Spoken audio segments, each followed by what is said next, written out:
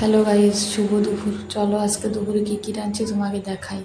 ফার্স্টে আছে ভাত, তারপরে আছে কুঁদরি ভাজা, তারপরে হচ্ছে বুটের তরকারি, আর রয়েছে হলো যে পোল্লা পোল্লা দিয়ে বড়ি দিয়ে নিরামিষ তরকারি। বড়ি আমার বাবার বাড়িতে নিয়ে এসেছি। আমার বর যখন খাতে ভালোবাসে, তাই আমার বরের জন্য নিয়ে এসেছি। আর তারপরে দেখো থালে ভাত বাড়িয়ে নিচ্ছি।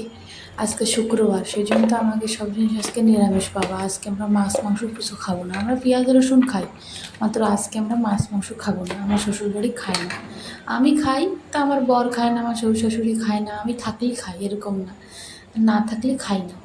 ওই জন্যতে আজকে নিরামিষ। সকালে বর টিফিন নিয়ে চলে গেছে, আর এখন দুপুরে আমরা খাচ্ছি। আর এই যে থালে কুঁদরি ভাজা দিয়ে দিছি। আমার ননদের মায়ের রয়েছে আমার সাথে, ওর থালেও দিয়ে দিছি। দিয়ে আমরা দুজন এখানে খাতে বসবো, সব কিছু আমি ধরে নিয়ে যাবো আমাদের টেবিলের পরে। ওই জায়গায় বসে খাবো।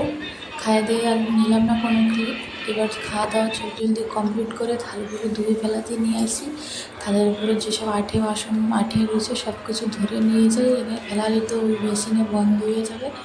ওই জন্য তো সব কিছু নিয়ে যেয়ে ডাস্টবিনের মধ্যে ফেলাবো।